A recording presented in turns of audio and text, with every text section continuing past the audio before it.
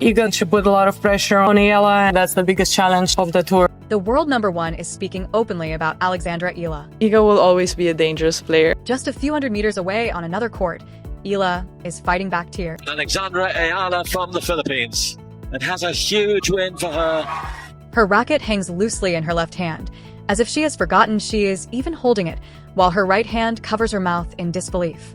Moments earlier, the 21-year-old Filipina stunned top 10-star Aryna Sabalenka, defeating the former world number 3 in straight sets, 6-3, 6-4, on Court 1 at the Steffi Graf Stadion. Across the net, Sabalenka, a player with 20 career singles titles and someone Eala grew up watching on television in Manila, walks forward to congratulate her with a handshake. The stadium clock shows 1 hour and 23 minutes, but beyond the final score, another remarkable statistic is quietly taking shape. This victory marks Eala's 6th career win over a top 10 opponent and her second such triumph in less than 48 hours. Lowering her hand from her face, she admits during her on-court interview that she is still in shock. Unseeded and competing on a wild card at a WTA 500 event just 1 week before Wimbledon, Eala has captured the attention of the tennis world. Even Aryna Sabalenka, the reigning world number 1, is now talking about the remarkable rise of Alexandra Eala. Another final against her. Aryna Sabalenka had already delivered her verdict on Alexandra Eala long before this victory. It wasn't a reaction to Berlin. It had become her consistent public position for weeks. That assessment was captured in a full-length ABS-CBN interview titled Born for Center Court, where the reigning world number 1 spoke about the young Filipina with genuine anticipation rather than polite encouragement. That interview now serves as the perfect backdrop to this story, because what unfolded in Berlin between June 18th and June 20th, 2026, was the moment Sabalenka's private prediction became the WTA Tour's public reality. Eala arrived in Berlin ranked outside the world's top 30, unseeded, and with just one career top 10 victory on grass. She left with a career-high ranking, a Wimbledon seeding, and 2 top 10 victories in less than 48 hours. The rankings changed, but so did the conversation surrounding her career. Until then, the prevailing belief across the WTA Tour had been cautious but fair. Alexandra Eala was widely regarded as a gifted young player still making the difficult transition from junior champion to established professional. Her breakthrough run at Miami in 2025, including 4 top 30 victories and a stunning semi-final win over Iga Swiatek, was unforgettable, but many still viewed it as a remarkable outlier fueled by hard court conditions and an electric crowd. Before arriving in Berlin, she had defeated only one top 10 player outside that Miami run and had never beaten a top 10 opponent on grass. Her record against Czech players stood at just 1 win in 13 meetings, a statistic that would soon become highly significant. On paper, Eala was a rising talent the elite players noticed, but not yet someone they had to prepare for. Then Berlin changed everything. It wasn't just one upset, it was 2. It didn't happen on her preferred surface, but on grass, and the victories came against the tournament's number 2 and number 6 seeds on consecutive days. At that point, the question was no longer whether Miami had been real. The only question left was how high Alexandra Eala's ceiling truly was. The question was no longer whether Miami had been a breakthrough. It was whether it had been Alexandra Eala's ceiling, or merely the floor of what she was capable of becoming. Start with the score, because the score is actually the smallest part of this story. Eala defeated Aryna Sabalenka 6-3, 6-4 in the Berlin quarterfinal, played on June 19th and into the early hours of June 20th, 2026, Manila time. The match lasted just 1 hour and 23 minutes. It was their first career meeting. Sabalenka entered the contest with a 35-9 record for the season, ranked world number 8, seeded 6th in Berlin, and carrying the credentials of a former world number 3 and the 2018 WTA Finals champion. This was not a fortunate draw or a path opened by withdrawals. It was a victory over one of the tour's most accomplished competitors on a surface that has traditionally rewarded experience. Eala sealed the match while serving at 5-4 in the second set, a pressure-filled game that commentator Tracy Austin later described as the most difficult stretch of the entire contest. Yet even that impressive scoreline fails to capture the full picture, because only 24 hours earlier, Eala had already achieved something equally remarkable. In the round of 16, she defeated Elena Rybakina, the tournament's number 2 seed and the 2022 Wimbledon champion, by a score of 7-5, 6-4. Rybakina is widely regarded as one of the cleanest ball strikers in women's tennis, and her powerful serve is among the most dangerous weapons on grass. Beating her in straight sets on her best surface was extraordinary. Doing it again against another top 10 opponent less than 48 hours later transformed a remarkable result into a meaningful pattern. Berlin became Eala's 6th career victory over a top 10 player, but perhaps more importantly, It marked only the second time in her career that she had defeated top 10 opponents in consecutive matches. The first came during her breakthrough run in Miami in 2025, when she defeated Madison Keys and then Iga Swiatek. That comparison is important not because it repeats history, but because it proves growth. 15 months later, Eala accomplished the same feat on an entirely different surface, against entirely different opponents, and under entirely different circumstances. One remarkable run can be dismissed as an outlier. Two such runs, across two surfaces and against four different top 10 players, begin to reveal a genuine trajectory. And the statistics behind the victories are just as revealing as the wins themselves. In the quarterfinal against Svitolina, the Ukrainian fired 4 aces. Eala produced just one. Statistically, Svitolina was the stronger server, and on grass that advantage is supposed to matter. But what actually decided the match happened on the other side of the ball. According to ESPN's Match Report and the Tennis Channel broadcast analysis, Svitolina committed 23 unforced errors compared with just 9 by Eala. The Filipina also won 13 of 22 first serve return points and 21 of 42 second serve return points against a former world number 3 on one of the fastest surfaces in the sport. Meanwhile, Eala landed 69% of her first serves, a number high enough to prevent Svitolina from consistently attacking her second serve. In simple terms, Alexandra Eala did not overpower Svitolina in Berlin. She out-returned her. She outlasted her.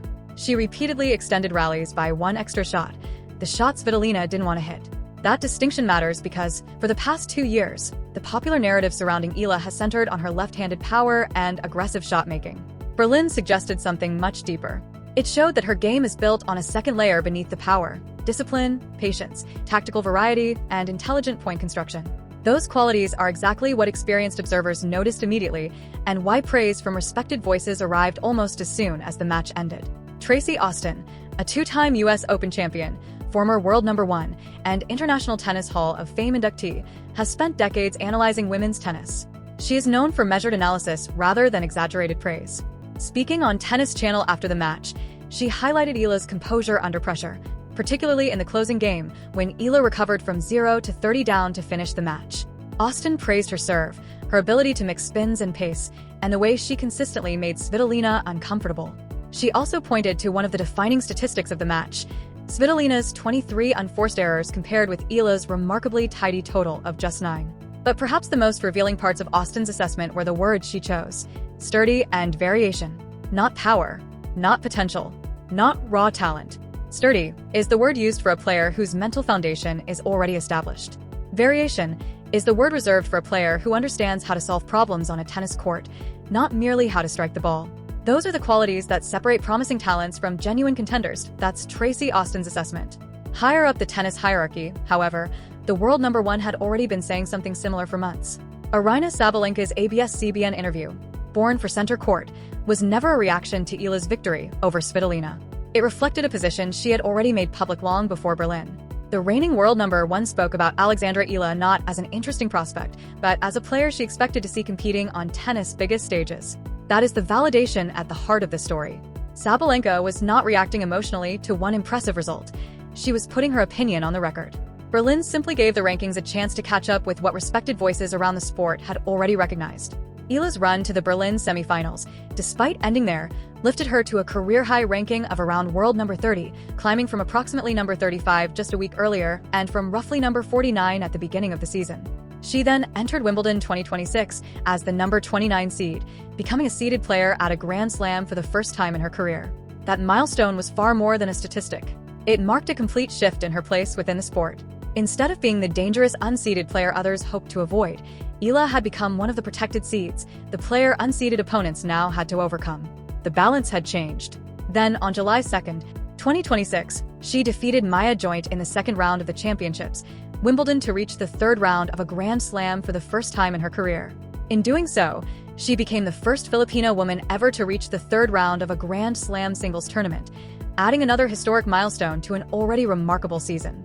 Looking beyond the individual achievements, Eala's rise also reflects a broader shift in women's tennis. The WTA has steadily expanded its presence across the Asia-Pacific region, with major events and investments strengthening the sport's footprint in that part of the world. Into that changing landscape steps Alexandra Eala as the first Filipina ever to earn a Grand Slam seeding, a milestone that carries significance not only for her career but for her country as well. Yet beneath the national pride lies an even more important tennis truth. Winning against top 10 players on multiple surfaces is what separates players who enjoy a single hot streak from those who establish themselves among the sport's true contenders. Berlin suggested that Alexandra Eala belongs in the second category. Alexandra Eala has now recorded top 10 victories on 2 different surfaces, hard courts in Miami and grass in Berlin, and in Berlin she defeated 2 top 10 opponents in the same week. She has yet to accomplish the same feat on clay, and that's not a criticism but an honest gap in the data. Even so, the breadth of her success across multiple surfaces is becoming impossible to ignore. That's the statistic scouts, coaches, and tournament directors often value more than a single headline upset because it helps determine whether a player is merely a difficult matchup on one surface or a genuine threat throughout an entire season. The room Eala entered this week, the group of the top 32 seeded players at Wimbledon, is a very exclusive one. It includes players such as Aryna Sabalenka, Aryna Sabalenka, Jessica Pegula, and Aryna Svitolina. Now, as the number 29 seed, Eala is part of that group as well, not as a wild card briefly enjoying the spotlight, but as a seeded player officially listed on the order of play. That achievement is significant, but so is the reality that the same week revealed where her current ceiling still lies. Just 24 hours after defeating Svitolina, Eala faced Linda Noskova in the Berlin semi-finals and fell 6-2, 6-4.